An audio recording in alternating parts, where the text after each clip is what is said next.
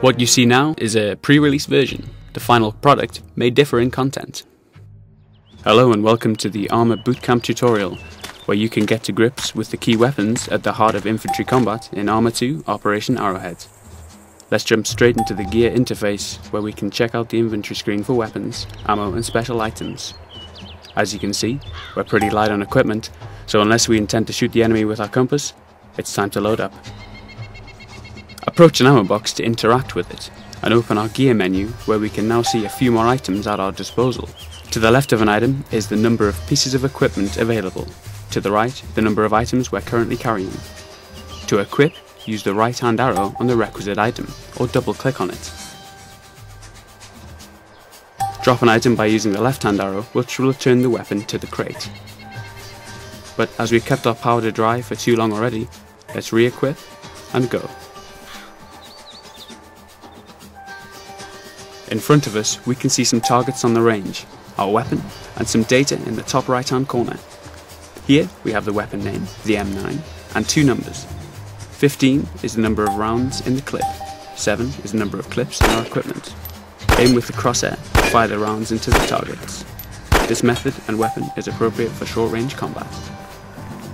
Now we've handled the basics, let's move on to something with a bit more bite. The MK16 CQC Halo, also known as the SCAR. Pick up the firearm. Here we get a feel of different fire modes. To switch between modes, the default binding is the F key. The full auto mode fires bullets while the trigger is pulled until the clip is empty. I'd recommend short, more controlled bursts to improve grouping and conserve ammunition. Aim at the targets downrange using the crosshair, take aim, fire.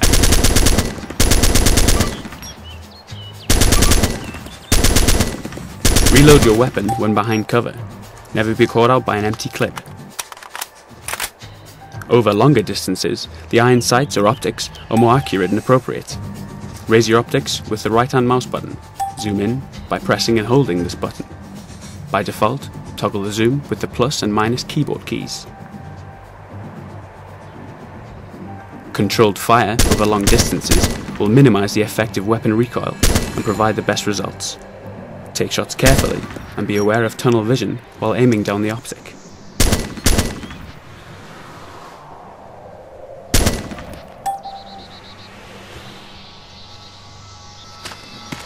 Moving on, we're ready for some more heavy duty weaponry. The M249 SAW light machine gun. This weapon offers a balance between the portability and accuracy of an assault rifle and the rate of fire of an automatic weapon, making it the ideal squad support weapon and a good example of the importance of firing postures. By default, hit the X key to crouch.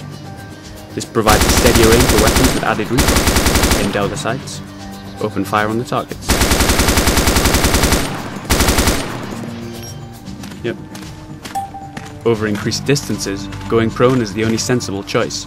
It provides a stable firing position and lowers your profile in open combat, both of which improve your chances of staying in one piece.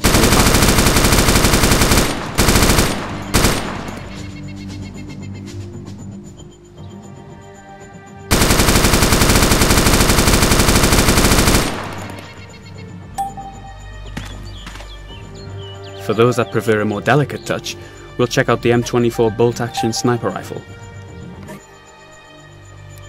Although effective up to 800 meters, ArmA II Operation Arrowhead accurately models ballistic systems. Distance to target is a factor. Use the range and controls to properly zero the weapon.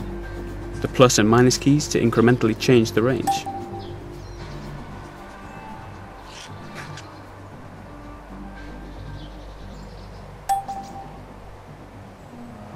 Line up the crosshairs over the target and fire.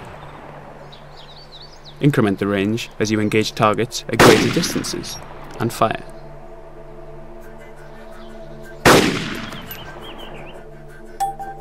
For added accuracy, hold your breath while taking a shot and fire.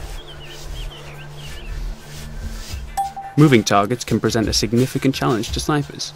You must factor in both distance and momentum. Track the vector of the target, aim into the target's path, and fire. Always remember, enemies on the battlefield are likely to be much less predictable in their movement, And never forget, enemies on the battlefield will fire back.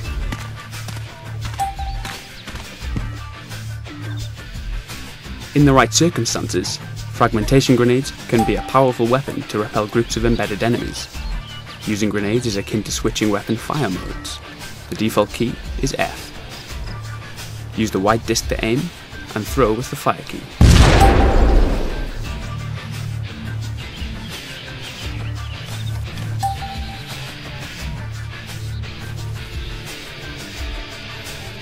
Moving on to some serious stopping power, the heavy weapons range will demonstrate the features of the larger infantry weapon systems. Pick up this recoilless anti-tank weapon and use the optics to aim down the range. This weapon requires manual aim. The numbers display the distance to the target. Use this data to aim accurately. And fire.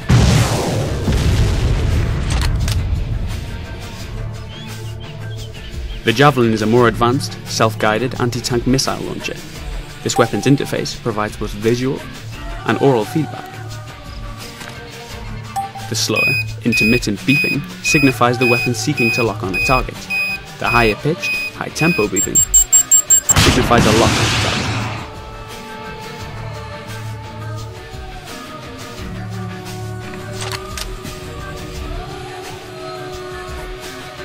Skipping now to the final weapon in this tutorial, the M32 grenade launcher. We can see the devastating power of this firearm engaging large groups of soft targets at longer ranges. Use the aiming reticule to properly range your targets and unleash the power of the weapon's high rate of fire and damage.